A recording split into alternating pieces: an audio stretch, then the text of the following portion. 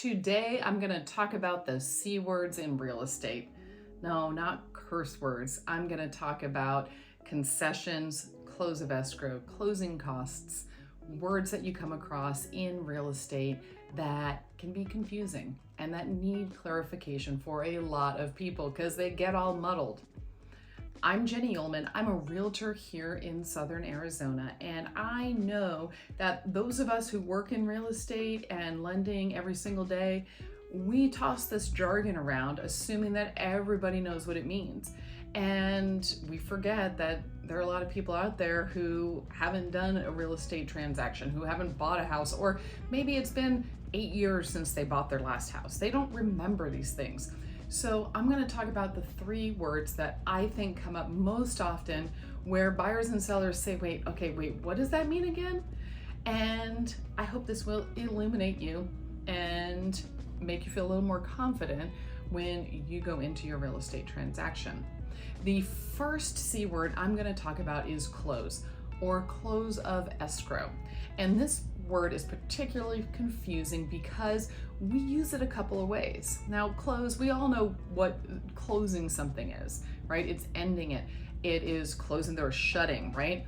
Close or close of escrow technically is when that transaction is completely done and that the title to the house has officially moved from one person's name into the other person's name.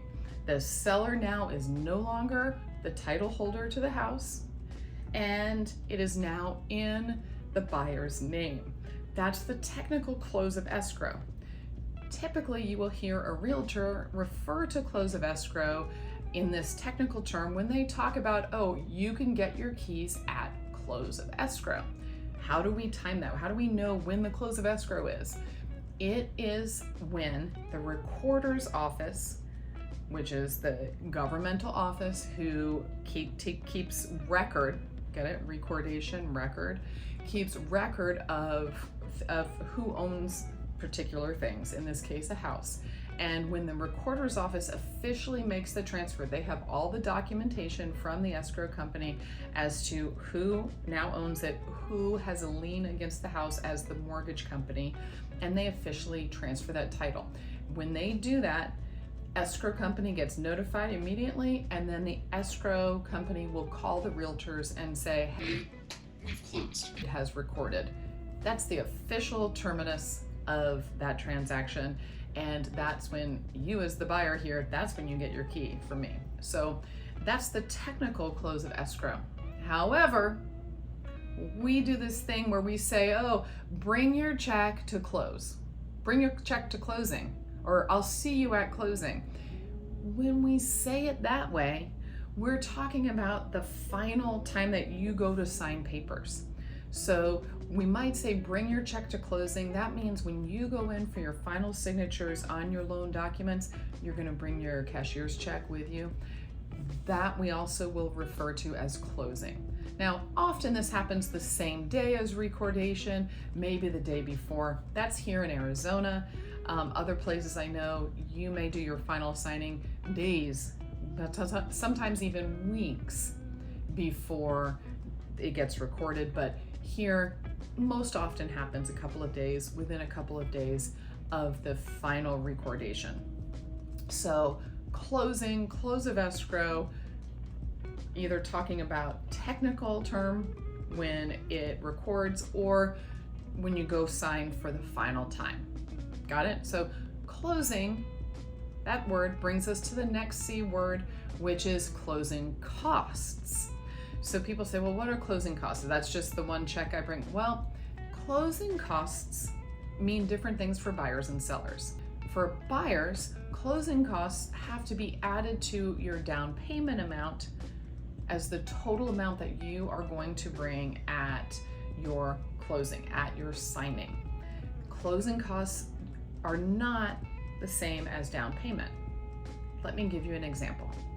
If you are buying a $500,000 house and you have agreed to put $50,000 down as your down payment, you should still be expecting to pay a certain percentage or a certain dollar amount in closing costs. Closing costs, in addition to the down payment, include the fees. These are fees for the government, like the recorder's office, for notaries, for the title and escrow company, for your lender and the fees that they charge.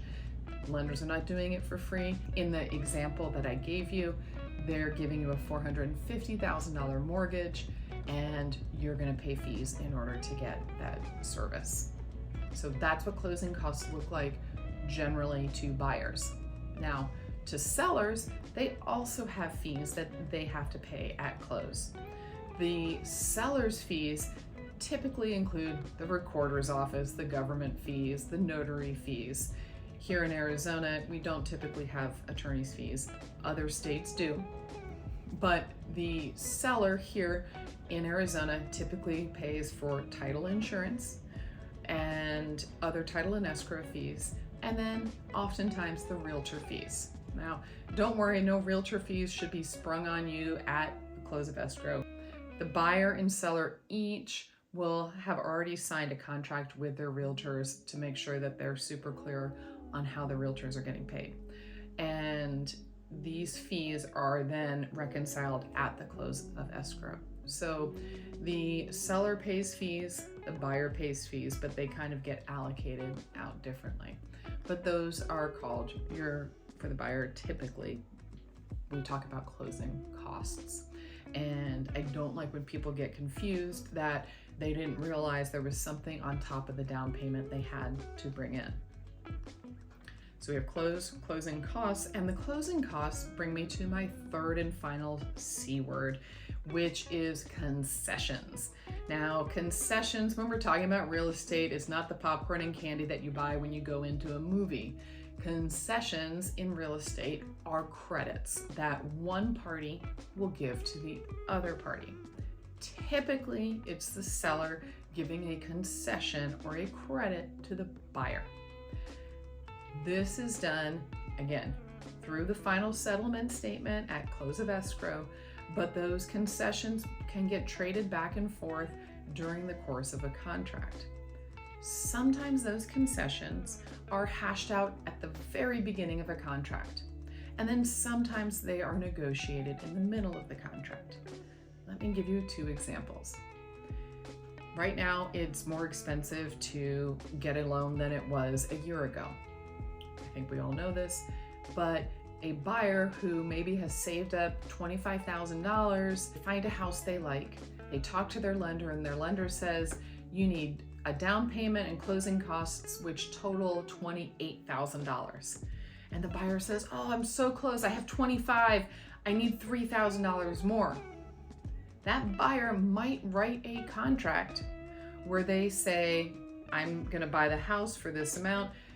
Mr. Seller, will you please give me $3,000 in concessions? Again, $3,000 credit so I can make this contract happen. Now, there are times where this is appropriate and times where you might get laughed at. If you had asked for concessions here a year and a half ago, you probably weren't getting them. But right now we're seeing those come back because sellers know, hey, it's a hard time right now for buyers. Loans are expensive. In order to close this deal, I might have to give them some credit in some way. So that concession might be hashed out at the beginning just to know that the buyer, hey, they can make this happen. Another example of when concessions may happen is in the middle of the contract when maybe the buyer has done inspections and they realize that they need a credit for some of the repairs. Now, let's say, for example, they did their inspection and there were a couple of things. Maybe a light fixture needs to be replaced, or the ceiling fan doesn't work, and the toilet has a leak and needs to be replaced, and they got a handyman estimate and they found out it's going to cost $1,000 to do these repairs. And the buyer says, hey, Mr. Seller, I am willing to take on the repairs for this home, but I need for you to credit me $1,000. You need to credit me, give me concessions for $1,000 so I can do these repairs. Now, sometimes that seller might say, no way. They might say, I want to do them myself. You might negotiate, but you will see that often if the seller, maybe they've already moved out of state and they don't want to coordinate the repair of the home. They might say, fine, we'll give you $1,000 concessions. And then the buyer can apply that with their lender and with escrow to make sure that they have that cash in order to do those repairs. So the concessions of the credit that might be given back and forth, oftentimes from the seller to the buyer, but it's not unheard of for the buyer to give some additional credits or take on some fees on their part for the seller. That happened again during the height of the seller's market. You sometimes saw that. So there are creative ways that you might go about getting a credit from the seller, something to discuss in terms of your strategy sessions with your realtor, and you can know, okay, concessions equals credit. So you should know now, concessions equal credit, closing costs plus down payment, those are the fees that are going to be what is assessed to you if you're the buyer, what you have to bring in when you finalize your loan documentation, and then close of escrow. That's typically the very end of the real estate transaction. So I hope this has clarified and helped you feel less confused about the C words of real estate. Thank you for watching. I'm Jenny Yolden, and if you happen to be looking to buy or sell a home here in Tucson or the surrounding areas, I'd love to work with you. Give me a shout.